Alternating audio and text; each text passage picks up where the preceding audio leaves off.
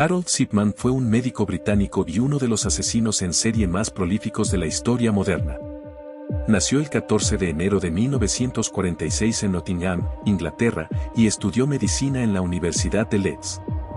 Shipman trabajó como médico de cabecera en ID, Greater Manchester, desde 1974 hasta su arresto en 1998.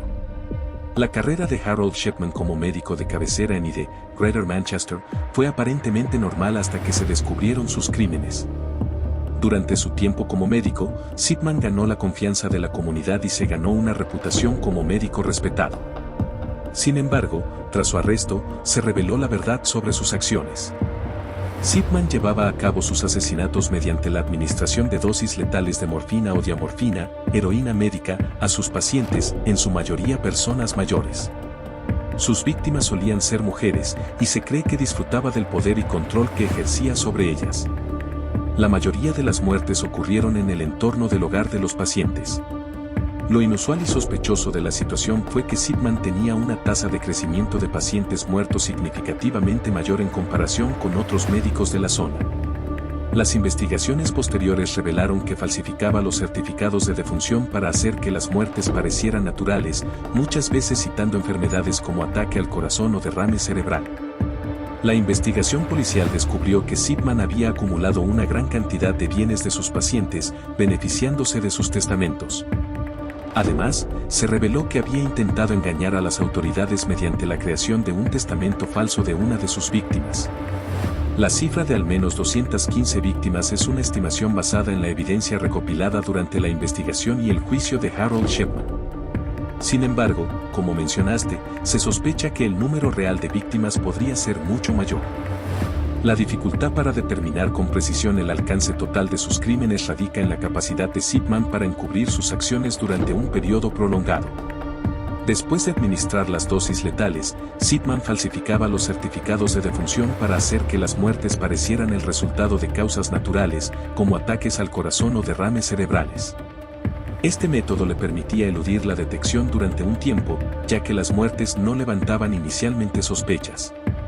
La magnitud de los crímenes de Shipman solo se hizo evidente cuando las autoridades comenzaron a investigar el aumento inusual de las muertes en su práctica médica.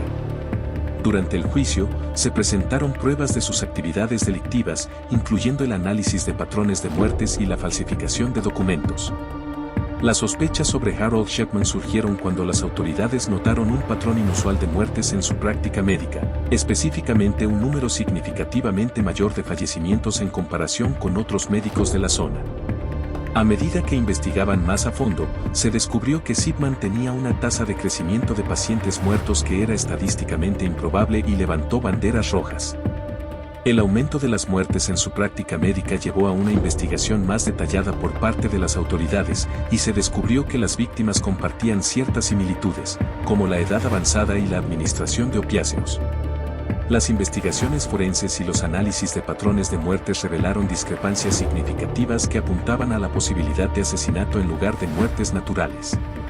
En septiembre de 1998, Harold Shipman fue arrestado y acusado de asesinato. Durante el proceso judicial que siguió, se reveló la magnitud de sus crímenes y cómo había abusado sistemáticamente de la confianza de sus pacientes. Se presentaron pruebas que demostraban cómo Shipman administraba deliberadamente dosis letales de morfina u otros opiáceos a sus víctimas y luego falsificaba los certificados de defunción para encubrir sus acciones. El juicio de Harold Shipman comenzó en octubre de 1999 y atrajo una gran atención pública debido a la escala sin precedentes de sus crímenes. Durante el proceso legal, se expusieron detalles impactantes de su conducta y se proporcionaron pruebas abrumadoras de su culpabilidad. En enero de 2000, fue condenado por 15 cargos de asesinato y sentenciado a cadena perpetua. El caso de Harold Shipman no solo tuvo implicaciones legales, sino que también generó una reflexión profunda sobre la necesidad de revisar y mejorar los procedimientos de supervisión en el sistema de salud para prevenir abusos similares en el futuro.